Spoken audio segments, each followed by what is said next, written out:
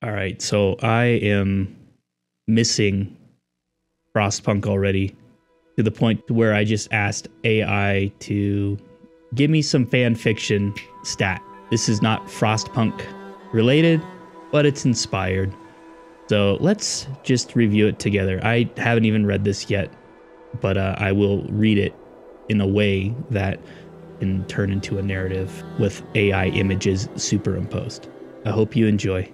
So I asked ChatGPT 3.5, write a narration from the perspective of a desolate frozen town mayor about the forgotten atrocities and forgiven tragic past of every last survivor that helps keep the town warm as they continue struggling to keep everyone alive just for another week.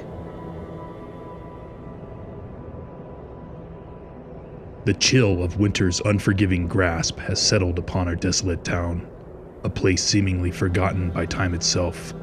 I stood alone, the weight of the world heavy on my shoulders, a tattered coat barely protecting me from the biting cold. The once bustling streets now lay barren, the buildings frozen relics of a bygone era.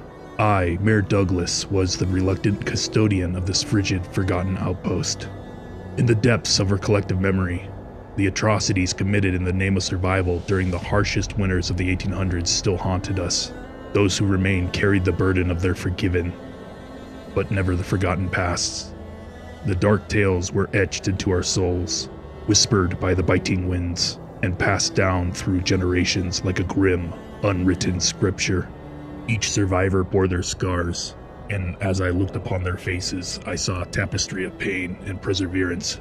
Sarah, the widow whose husband had perished while hunting for food in a blizzard, continued to keep her small children warm through endless nights, even as tears froze on her cheeks. Samuel, whose father had made unimaginable sacrifices to ensure their family's survival, tended to the ever-dwindling firewood supply, his eyes heavy with the knowledge of what it cost his family.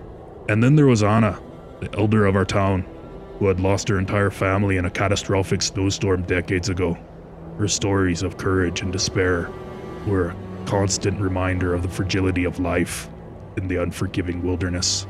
She gathered everyone around the feeble hearth, her trembling hands cradling the flickering flame, and told stories of her ancestors' struggles, offering both solace and a reminder that we were not alone in our suffering. We were bound together. I have no idea why I went full Irish on this, but it's happening. We were bound together, not only by the bitter cold, but also by the memory of those who had gone before us. The tragedies of the past have been forgiven, but they could never be forgotten. It was our shared history, in the stories of sacrifice and survival, that we found the strength to carry on. Every week was a battle for survival. We rationed what little food we had left, bundled ourselves in layers of clothing, and huddled together for warmth. The nights were long, the days even longer, but we pressed on, driven by determination to keep the ember of hope alive, no matter how faint it may have seemed. As mayor, my duty was not just to govern, but to lead, to remind each survivor of their worth and resilience. I spoke of our shared past, the mistakes we had made, and the forgiveness we have offered one another. In our united struggle against the unforgiving winter, we had become a family, bound not only by blood, but by the promise that we would survive together. The bitter winds may howl, and the snow may bury our hopes, but as long as we remembered the past, forgave our transgressions, and learned on one another, we could keep this town warm. Not just firewood and blankets, but the enduring warmth of our collective spirit. For we were not just survivors. We were a testament to the indomitable human spirit, determined to write our own story in the frozen annals of time.